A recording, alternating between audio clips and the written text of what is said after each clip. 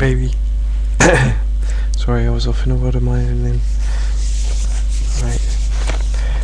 I forgot to say, I think I love you on the last video, so I love you, Claire Cooper. Miss you like mad. I'll see you in a month now, and I can't wait. I'm in quite a good mood at the moment, because I just spoke to you. Okay, so book 1, The Winds of Change, still from The Way of the Peaceful Warrior. Chapter 1, Gusts of Magic. It was late evening. After my workout and dinner, I fell asleep. When I woke, it was nearly midnight. I walked slowly through the crisp night air of early spring toward the station. A strong breeze blew from behind me, as if impelling me forward along the campus paths. As I neared the familiar intersection, I slowed down. A light drizzle had begun, chilling the night. In the glow from the warmly lit office, I could see Sock's shape through the misted window, drinking from his mug, and a mixture of anticipation and dread squeezed my lungs and accelerated my heartbeat. I looked down at the pavement as I crossed the street and neared the office door.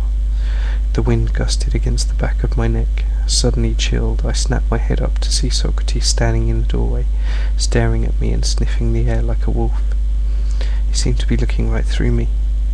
Memories of the Grim Reaper returned. I knew this man had within him great warmth and compassion, but I sensed that behind his dark eyes lay a great unknown danger. My fear dissipated when he gently said, "It's good that you've returned." He welcomed me into his office with a wave of his arm.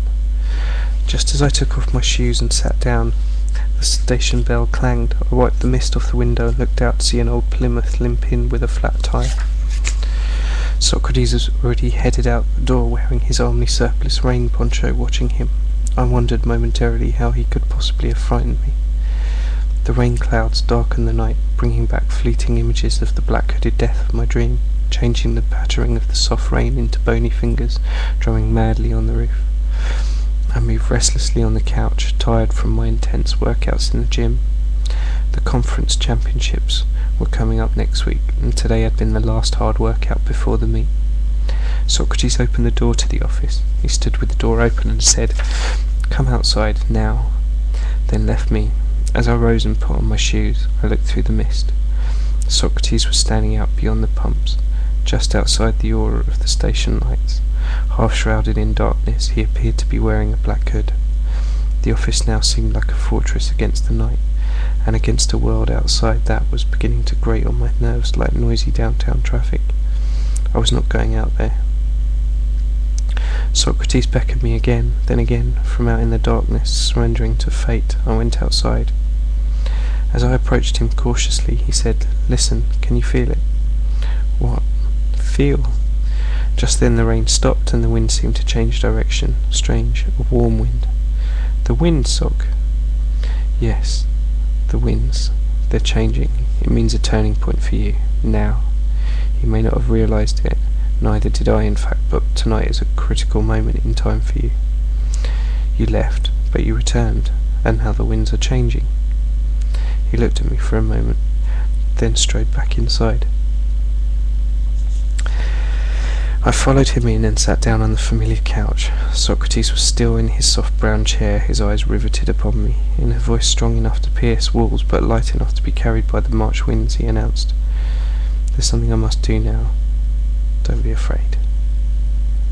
He stood. "Socrates, you're scaring the hell out of me," I stammered angrily, sliding back in the couch as he slowly came toward me, stalking like a tiger on the prowl.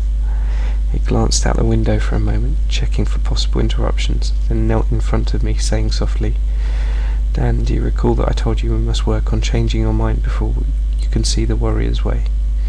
"Yeah, but I really don't think—" "Don't be afraid," he repeated. "Comfort yourself with the saying of Confucius," he smiled. "Only the supremely wise and the ignorant do not alter." Saying that, he reached out and placed his hand gently but firmly on my temples. Nothing happened for a moment, then suddenly I felt a growing pressure in the middle of my head. There was a loud buzzing, then a sound like waves rushing up on the beach. I heard bells ringing, and my head felt as if it was going to burst. That's when I saw the light, and my mind exploded with its brightness. Something in me was dying. I knew this for a certainty, and something else was being born. Then the light engulfed everything. I found myself laying back on the couch. Socrates was offering me a cup of tea, shaking me gently. What happened to me? Let's just say I manipulated your energies and opened a few new circuits. The fireworks were just your brain's delight in the energy bath. The result is that you are relieved of your lifelong illusion of knowledge. From now on, ordinary knowledge is no longer going to satisfy you, I'm afraid. I don't get it. You will, he said, without smiling. I was very tired. We sipped our tea in silence, then excusing myself, I rose, put on my sweater, and walked home, as if in a dream. The next day was full of classes, and full of professors babbling words that had no meaning or relevance for me. In History 101, Watson lectured on how Churchill's political instinct had affected the war. I stopped taking notes. I was too busy taking in the colours and textures of the room, feeling the energies of people around me. The sound of my professor's voice were far more interesting than the concepts they conveyed. Socrates, what did you do to me? I'll never make it through finals. I was walking out of class, fascinated by the knobby texture of the carpet, when I heard a familiar voice. Hey Danny, I haven't seen you for days. I've called every night, but you're never home. Where have you been hiding? Oh, hi Susie, it's good to see you again. I've been studying. Her words had danced through the air. I could hardly understand them, but I could feel what she was feeling, hurt and a little jealous. Yet her face was beaming as usual. I'd like to talk more, Susie, but I'm on my way to the gym. Oh, I forgot. I felt her disappointment. Well, she said, I'll see you soon, huh? Sure. Hey, she said, wasn't Watson's lecture great? I just love hearing about Churchill's life. Isn't it interesting? Yeah, great lecture. Well, bye for now, Danny. Bye. Turning away, I recalled what Sock had said about my shyness and fear. Maybe he was right. I wasn't really that comfortable with people. I was never sure of what to say. But in the gym that afternoon, I knew exactly what to do. I came alive, turning on the faucet of my energy full blast. I played, swung, leapt. I was a clown, a magician, a chimpanzee. It was one of my best days ever. My mind was so clear that I felt exactly how to do anything I tried. My body was relaxed, supple, quick, and light. In tumbling, I invented a 1 and 1 half backward somersault with a late half twist to a roll. From the high bar, I swung into a full twisting double flyaway. Both moves the first ever done in the United States.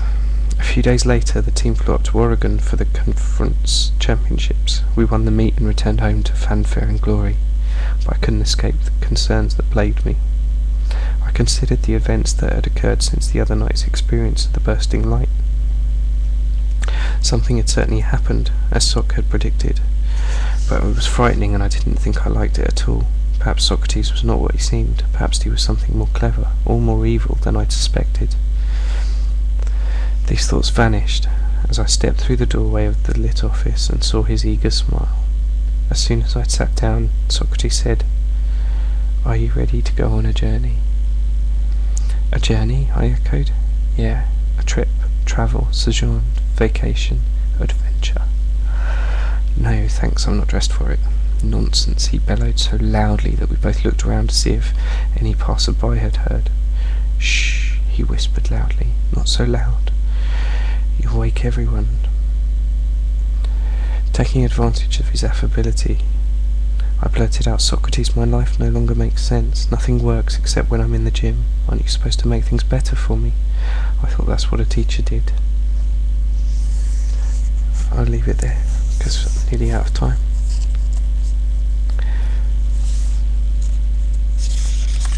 I hope you're enjoying this. If it's boring, you can tell me and I'll read something else. I don't mind.